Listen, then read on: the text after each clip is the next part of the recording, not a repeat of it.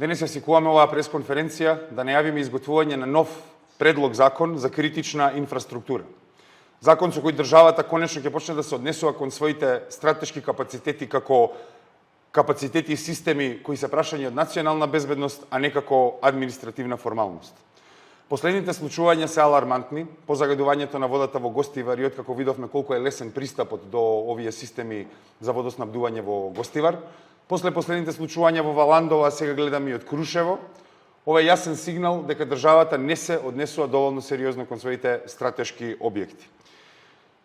Зборуваме за системски пропусти кои директно ги загрозуваат здравието, безбедноста и довербата во институциите на граѓаните. Постојаниот предлог закон ја познава потребата за заштита на критични инфраструктури и воспоставува национален систем за нејзина заштита.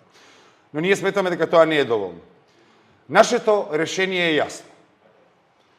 Обезбедувањето на стратешките објекти и критична инфраструктура од највисоко национално значење треба да го врши армијата на Република Македонија. Зошто е тоа така? Затоа што водоснабдителните системи, браните, енергетските капацитети, клучните комуникацијски центри и другите стратешки објекти не се само имот на институциите, туку тие представуваат клучно прашање за националната безбедност на нашата држава.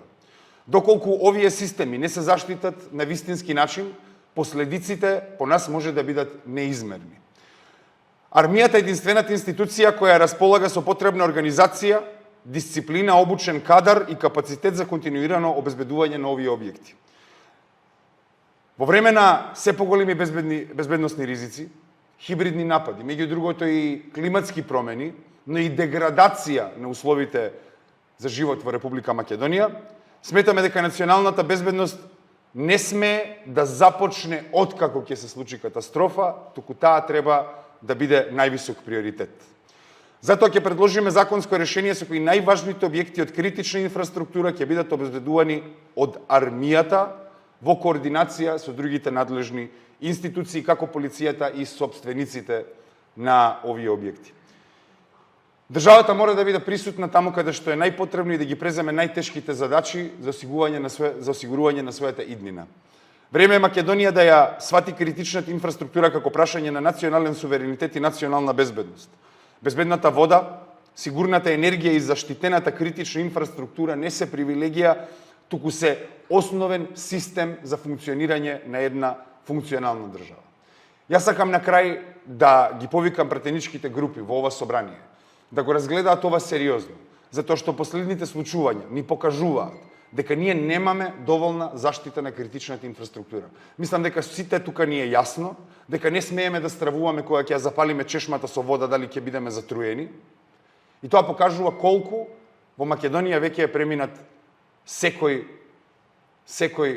последен аларм за действување. Затоа ние повикуваме за поддршка на ово законско решение и негово освојување. Дали имате прашање?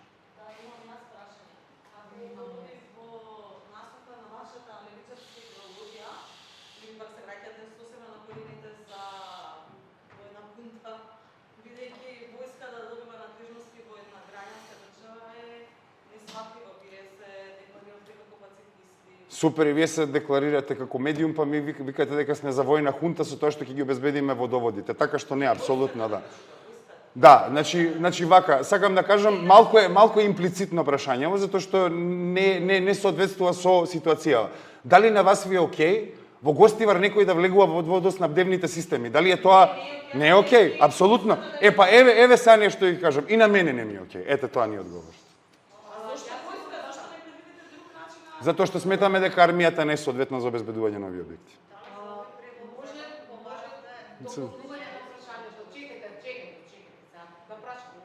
Значи, согласно закон, армијата нема правило, нема право да учествува, значи да е внатре во територијата на државата и да действува доколку некој не им даде задача да действува. Значи, затоа полицијата се наоѓа во Гостивар. Полицијата има задача да обезбедува во рамките на територијата. Добро, сега сме во НАТО влезени и поради тоа можно е да речеме употреба на армијата за цивилни работи. Како тоа ќе го објасните на луѓето овде за да го донесат тој закон? Со тоа што овој закон веќе се има најдено во процедура на изготвување, овој закон го има спремено Министерството за одбрана 2022 година, само што никогаш не беше усвоен законот како што треба. Ние сметаме дека ова беше пропуст кој можеше да се санира со навремено донесување на законот и ние сметаме дека едноставно за цивилни потреби армијата може организирано да ги обезбеди овие објекти. Затоа што повторно ќе кажам, цивилниот елемент на ова се работи за национална безбедност. Тоа се клучни инфраструктурни објекти. Заради Добро, тоа е таму понатаму. Значи сакам само да биде јасно за медиумите. Значи сопствениците и стопанисувањето не го чепкаме обезбедувањето на објектите.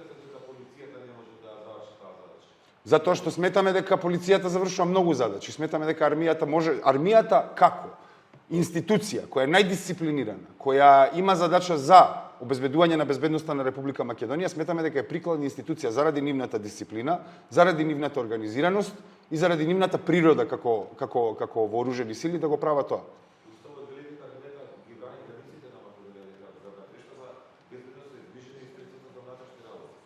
А цивилната заштита на објектите можеме да ја ставиме под армијата со измени во закон. И затоа ние најавуваме изменување на законот, предлагаме, ќе го поднесеме законот и ќе разговараме во склоп на собранието. Јас повторно ќе нагласам. Ние предлагаме армијата да ги чува главните инфраструктурни објекти од критично значење.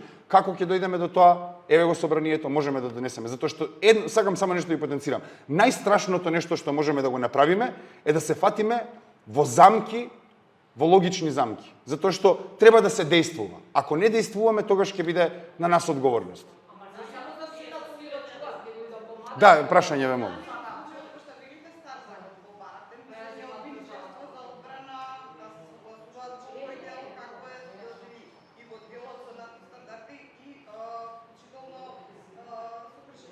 Не се немаме консултирано со Министерството. Немаме комуникација со Министерството за одбрана, нормално во изготвување на предлог законите. Генерално комуницираме со мнозинството и со министерствата преку вас медиумите кога предлагаме закони, да имавме ние некоја ситуација каде што ги усвојувавме законите кои ги предлагаме па да комуницираме со Мисајловски и Мицковски, тоа е логично, но едноставно тие луѓе не ќе да соработуваат со опозицијата, тоа го гледаме цело време и што треба со кој ние да се координираме. Ние им предлагаме гледајќи ја нивната инертност, затоа што сметаме дека владеачкото мнозинство не презема доволно. Не презема доволно не само во овој поглед, не презема доволно во уште милион мали работи за кои ние зборуваме тука 2 години. Левица поднесува 20-30 закони има поднесено Левица. И со кој да се консултираме? Со Мицковски да се консултираме? Не. Ние го најавуваме овој закон, текстот уште не е готов, текстот ќе биде готов и текстот ќе биде доставен до собранието.